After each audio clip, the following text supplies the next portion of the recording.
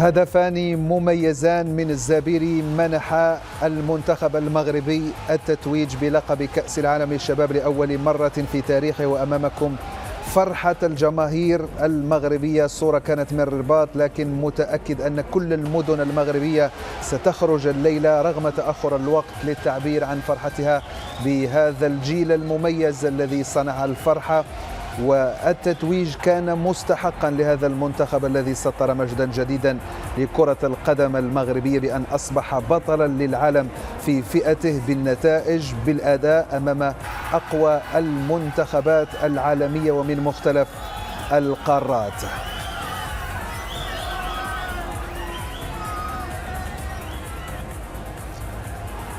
صور ستبقى للذكرى مشاهدينا، وفرحة كما أشرت مستحقة لهذا الجيل، هؤلاء اللاعبين الذين سطروا مجدا جديدا، قدموا بطولة مميزة وتوجوا في الأخير أبطال للعالم. كابتن هيثم، أعود إليك من جديد. فرحة مستحقة كما قلنا، بطولة مميزة، كل شيء كان جميل في هذه البطولة، من اللاعبين، من الإطار الفني، وحتى الجماهير. والنهاية جاءت على حساب الأرجنتين في مونديال يعتبره كثيرون كان فيه رد ديون سابقة. البرازيل التي تماطلت في 98 خرجت من دور المجموعات، فرنسا التي فازت على المغرب في نصف النهائي في قطر. بالتالي فرحة متكاملة الأضلاع.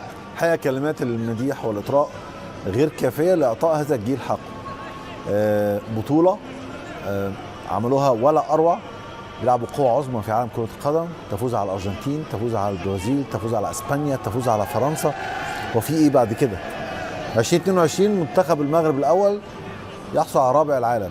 2024 منتخب المغرب الأولمبي يحصل على برونزية دورة باريس الأولمبية. صحيح. 2025 منتخب تحت 20 سنة على قمة الهرم الكروي، الأول على العالم تحت 20 سنة. الجيل ده بعد ما يرجعوا المغرب ويفكروا هيعرفوا حجم الإنجاز ده. مش كده بس، ده بعد ما النجوم دي بعد سنوات ويعتزلوا يقول لك احنا في يوم من الأيام أخذنا كأس العالم. كلمة كأس العالم مش سهلة، اللي بيشترك بس في كأس العالم بيقول إنجاز. أنا رحت لعبت في كأس العالم، يلعب ماتشين أو 3 ويرجع، فما بالك أنت بتفوز وبأداء مقنع، وفوق كده روح رياضية عالية، وفوق كده مستوى مرتفع، وفوق كده قابلتك ظروف صعبة. لما في مباراة واحدة تلعب 3 حراس مرمى. صحيح. لما في بعض المباريات تفقد عناصر أساسية نتيجة للإصابة، نتيجة لبعض المشاكل. أعتقد منتخب المغرب عمل بطولة رائعة بكل المقاييس. مدير فني وهبي حقيقة يستحق الإشادة، وهؤلاء النجوم الحقيقة اللي أنا أعتقد هيجوا لهم عقود في أندية من الصف الأول في أوروبا، مش عايزين نستعجل عليهم، ذخيرة للمستقبل. وأنت قلت لي كلمة مهمة جدا، قلت لي زمان لما كان اللعيبة اللي عندهم جنسيتين منهم الجنسيه المغربيه يلعب مع منتخب فرنسا، يلعب مع منتخب هولندا، يلعب مع منتخب بلجيكا على مستوى الشباب والناشئين، وبعد كده لما لا يصعد للمنتخب الاول يبتدي يفكر في منتخب المغرب. دلوقتي المغرب بتاخده وهو عنده 15 سنه 17 فيهم سنه. لاعبين مثلا باعوف لاعب في المنتخب البلجيكي في الفئات السنيه واختار المغرب مبكرا. صحيح. من كذلك انجاز كبير جدا الحقيقه. لاعب وسط الميدان بايرن اخذ يورو مع منتخب فرنسا. صحيح. واتذكر في يوم من الايام، يمكن انا قريب من الاوساط الهولنديه، قبل ما نقرا الكلام ده ماركو فان باستن قال لحكيم زياش العب منتخب هولندا عشان تلعب كاس العالم. صحيح.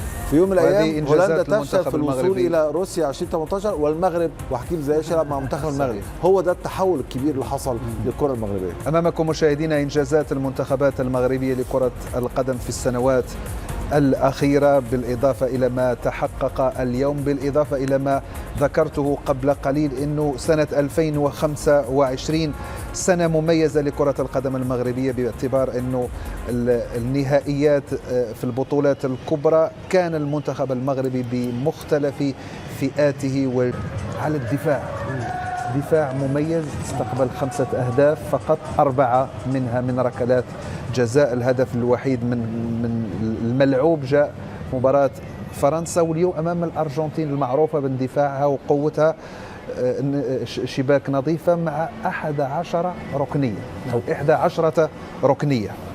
هو دائما قانون دائما كرة القدم في مثل البطولات الكبرى يا أمين، يقول لك لو عاوز تفوز ببطولة يجب يكون عندك الدفاع أو منظومة دفاعية قوية أول شيء، ثم الجانب الهجومي كذلك مهم في عملية التسجيل والفرص وكذلك تحويل الفرص إلى أهداف.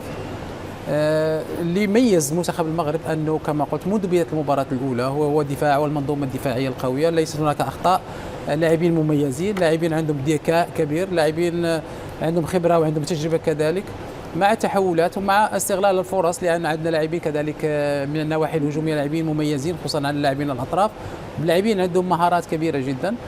المدرب نجح أن يختار اسلوب او اساليب لعب كانت مختلفه، نعم. لا في دوري المجموعات ولا في دور الربع النهائي ونصف النهائي كذلك او النهائي. شفنا دور المجموعات اول مباراه تكون دائما مباراه مهمه في صحيح، ترفع لك المعنويات او العكس. وكانت ضد احد افضل الفرق ولا المرشحين هو المنتخب الاسباني. المنتخب تمكن من الفوز بنتائج باداء وباسلوب، طريقه لعب كانت مميزه كذلك. نعم. هذه الاشياء خلت دائما من مباراه الى اخرى، وعندما تلعب مع منتخبات كبيره وتفوز تاخذ ثقه، كلما تفوز على منتخب كبير تعطيك ثقه كبيره. الان اصبح المنتخب يلعب بثقه عاليه جدا. صحيح. وهذا مهم جدا كما قلت، عدم ارتكاب الاخطاء وعدم استقبال اهداف كثيره، هذا هو اللي خلى دائما ان المنتخب يصل الى ما وصل اليه وحقق هذا اللقب اللي كان مستحق، وكان كذلك يعني مستحق عن جدارة واستحقاق. أنت متخيل الآن كابتن كيف الأجواء في المغرب؟ أكيد الجماهير ستخرج للشوارع الاحتفال، لأنه لقب يستحق كأس العالم لأقل من 20 عاما، نفوز على مدارس كروية قوية. دعونا نتابع وإياكم فرحة الجماهير من الرباط بعد صافرة النهاية. عثمان انجاز غير عادي، 2-0 كونتر الارجنتين في نادي لا كوب دو. تبارك الله على الدراري، فوز ما كانش المغرب كامل كما كناش كنتصوروه. الدراري تقاتلوا تبارك الله عليهم من اول ماتش حتى لاخر ماتش، برافو ديما مغرب. وكنتمناو الوالد الركراكي حتى هو يجيب لنا كاس افريقيا.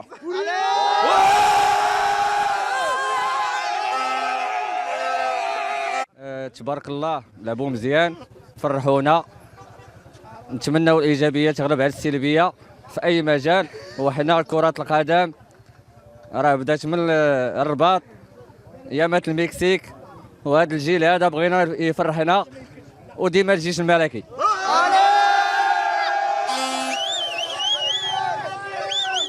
هذا تتويج ديال كرة القدم الوطنية على الإنجازات اللي دارت هذه السنوات الفريطة، وتنتمناو باش الركراكي حدو ديال هذا المنتخب لأن عليه ضغط كبير. والحاجة الثانية وهي تنهديو هذا الانتصار لصاحب الجلالة والشعب المغربي، ولا عزاء للحاقدين. نادي مشروع ديما عسكرت القبر.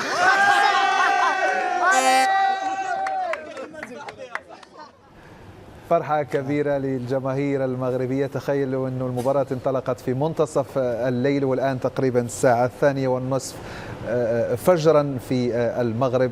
هذا يبين أنه الشعب المغربي يحب ويعشق كرة القدم، ولذلك نتوفر على مواهب كبيرة، واليوم تقول كلمتها في بطولة كبيرة بقيمة كأس العالم للشباب. سنتحول إلى مراسل قنوات بين سبورتس مهدي فودي لينقل لنا الأجواء والصورة. تفضل، الكلمة لك مهدي. مرحبا مجددا امين. الفرحه اكبر هنا من ساحه الرباط المدينه. يبدو ان الرباط ستعيش على وقع ليله بيضاء على غرار باقي مدن المملكه. ليله استثنائيه، سهره كرويه تكللت بافضل طريقه ممكنه، تتويج مستحق على الارجنتين بعد الاطاحه بكبار المنتخبات منذ المباراه الاولى وصولا الى المباراه الختاميه.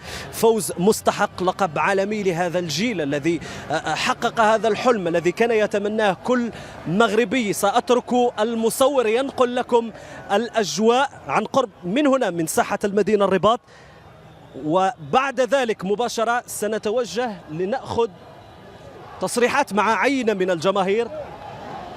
هذه هي الأجواء، الساحة مكتظة أمين، ليلة بيضاء سيعيشها المغاربة من طنجة إلى القويرة. إنجاز مستحق، وغدا هو يوم الاثنين بداية أسبوع، لكن هذا لم يمنع الآلاف من الجماهير من أجل التجمع والاحتفال بكل عفوية بهذا الإنجاز المستحق. سنأخذ عينة من المشجعين إنجاز غير عادي، إنجاز مستحق لهذا الجيل منذ المباراة الأولى وصولا إلى مباراة النهائي. بيان سيغ حنا فرحانين بزاف بهذا الإنجاز اللي داروا المنتخب المغربي. كما كتشوفوا الفرحة الشعب، حنا كنتمناو هذا الشيء يكون بداية ديال سلسلة من الإنجازات المنتخب المغربي. وكما كتعرفوا كرة القدم هي وقود الشعوب، إذا كنا لاعبين في كرة مزيان الشعب غيكون فرحان وإن شاء الله كلشي غيكون بخير. كما شفنا المنتخب المغربي بدا في البدايه لعب واحد التكتيك واعر ديال انه دخل ماركا جوج بيوت، حاول يقلب على هذا. من بعد اللعابه رجعوا للدفاع وكانت تركيزه كبيره عندنا في الدفاع اللي هو اللاعب رقم 6 ما عقلش على الاسم ديالو. المهم قدم واحد المستوى كبير بزاف وشفنا اللعابه كاملين عطاو دفاعيا احسن مستوى وحنا فرحانين بزاف. والله انا ما نقدرش نعبر اكثر ولكن حنا فرحانين بزاف. الاحتفاليه هنا تعيدنا ربما الى اجواء مونديال قطر في 2022. دوماج مشات لنا ذاك العام، ولكن هذا العام كما كيقولوا المغاربه ما كيتفكوش حتى كيجيبوها، وحنا بينا لهم اننا قادرين نجيبوها بالصغار وغنجيبوها ان شاء الله بالكبار وحنا فرحانين بزاف. والله شكرا لكم. سنواصل وسناخذ ردود الفعل. انجاز مستحق، لقب عالمي لهذا الجيل. الفرحه هي فرحه كل المغاربه من الصغير الى الكبير. اليوم احنا مغاربه فرحانين من طنجه حتى القويره، وكنهنيو الرياضي الاول جلاله الملك محمد السادس هو اللي اسس لنا هذا، والقجع كذلك حتى هو، وكاع اللي وديما مغرب. والحمد لله حنايا والحمد لله حنايا دابا فرحانين بهذا الجيل هذا اللي غيلعب ان شاء الله المونديال ديال 2030 اللي غيتخام هنا في المغرب ان شاء الله. وغاد ان شاء الله غنديوه. والمغرب ما بقاش من البلدان اللي حيدنا الصبليون، حيدنا البرازيل، حيدنا الارجنتين. المهم المغرب اقوى دابا. المغرب غيوليو يضربوا ليه البلدان 1000 حساب في كرة القدم، 1000 حساب. شكرا لك شكرا لك. وهو كذلك امير ربما المنتخب المغربي وهذا الجيل كسر هذا الحاجز الذهني ان صح التعبير امام كبار المنتخبات في كأس العالم. الان المنتخب المغربي يضرب له 1000 حساب في مختلف الفئات السنية. البداية كانت بإنجاز مونديال قطر، تحقيق لقب كأس افريقيا لاقل من 23 سنة، برونزية اولمبياد باريس، كأس افريقيا لاقل من 17 سنة، وهذا الانجاز العالمي كأس العالم لاقل من 20 سنة. على امل ان تتواصل الانجازات وان يتواصل حصد الالقاب ربما في كأس العالم لاقل من 17 عاما هنالك في قطر. والكل ينتظر، كل هذه الجماهير تنتظر ربما اللقب الابرز وهو كأس افريقيا بعد اقل من شهرين التي ستجرى على الاراضي المغربيه. وهو كذلك أشكرك جزيل الشكر مهدي فودي مراسل قنوات بين سبورتس. فرحة لا توصف مشاهدينا، الابتسامة كما لاحظنا بادية على الوجوه والألسن تعجز عن وصف هذا الإنجاز الكبير الذي حققه منتخب الشباب. هذه هي الصورة النهائية لهذه البطولة، لهذه السهرة الممتعة، تتويج المنتخب المغربي لأقل من 20 عاما في بطولة كأس العالم للشباب. فرحة مستحقة وتتويج مستحق جاء بالنتائج والأداء. كابتن هيثم، تتويج كما أشرنا كبير ومهم، في انتظار أن يكون بداية بطولات وتتويجات قادمة، باعتبار أنه المنتخب الأول سيلعب كأس إفريقيا قريبا، منتخب أقل من 17 عاما سيلعب هنا كأس العالم في قطر.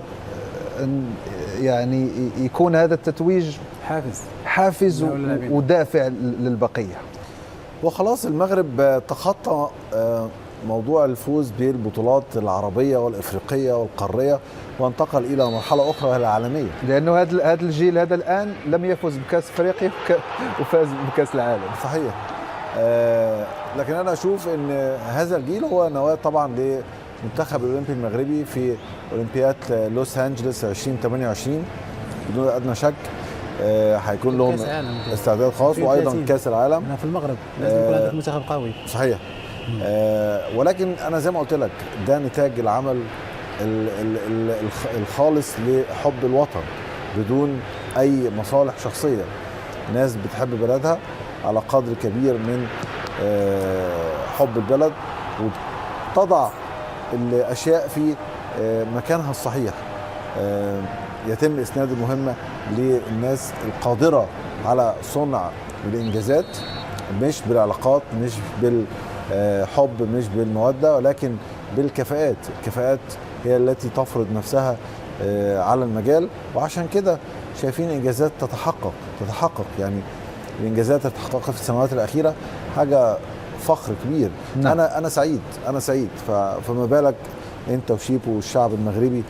حاجه تدعو للفخر الحقيقه للكره العربيه بصفه عامه والكره المغربيه بصفه خاصه. هذا من طيب اصلك كابتن، وتتحدث عن موضوع مهم، انه النتائج والتتويجات لا تأتي بالصدفة، لا أكيد. تأتي بالكولسة، لا أكيد. تأتي بالتغلغل في الكاف أو في الاتحاد الدولي أبداً. كما يمكن أن يعتقد البعض، لكن تأتي بالعمل القاعدي وتوفير الإمكانيات مع وجود مواهب قادرة على تحقيق الإنجاز. دعونا الآن نتابع ما قاله مدرب المنتخب الأرجنتيني للشباب.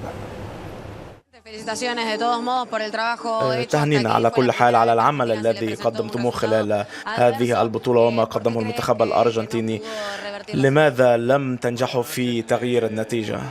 طاب مساؤكم. في الواقع تعقدت الأمور في البداية بالنسبة لنا، ربما بسبب التوتر لخوض مباراة نهائية، خطأ ارتكبناه واستقبلنا الهدف الأول، وكذلك عندما يتقدم المنافس يحاول أن يتراجع وانتظروا كثيرا في الخلف وتموقعوا في الخلف، وبالتالي كان من الصعب أن نجد المساحات. وجدنا صعوبات في هذه المباراة ولم ننجح في النهاية.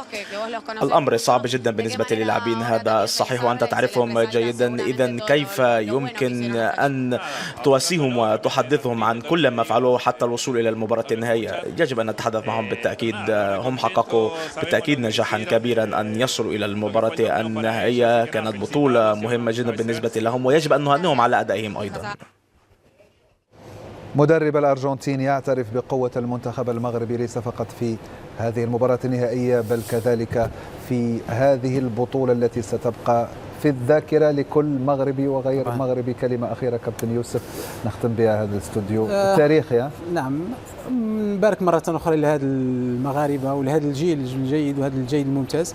أتمنى المحافظة على هذا الجيل لأنه سيكون كما قال هيثم هو النواة القادم، لأنه أغلبهم في 2030 في كأس العالم 25 تحتاج إلى فريق قوي، منتخب قوي، وهذا هو النواة يمكن للمنتخب والمستقبل للمنتخب الأول اللي سيكون ربما 2030 إن شاء الله. ونتمنى إن شاء الله المنتخبات الأخرى كذلك يكون عندها الحافز، خصوصا المنتخب الأول اللي الكل الآن ينتظر كأس أفريقيا. نتمنى لهم إن شاء الله التوفيق، وكذلك منتخب أقل من 17 اللي سيكون متواجد في الدوحة إن شاء الله في كأس العالم، ويكون كذلك عنده رغبة كذلك ويكون عنده حافز أكثر للذهاب بعيدا في هذه البطولة إن شاء الله. شكرا. كل الشكر لك كابتن يوسف شيبو. شكرا يا أمين. كابتن هيثم فاروق شكرا جزيلا لك. شكرا أمين، شكرا لكل الشعب المغربي بصفة عامة، وشكرا ليك ومبروك ليك ومبروك ليوسف ومبروك لعزيز بنيج أصدقائي المغاربة هنا في بي إن سبورت. بارك الله فيكما وفي هذه الجماهير التي ظلت وفية لنا في هذه السهرة الممتعة. هذه تحياتي.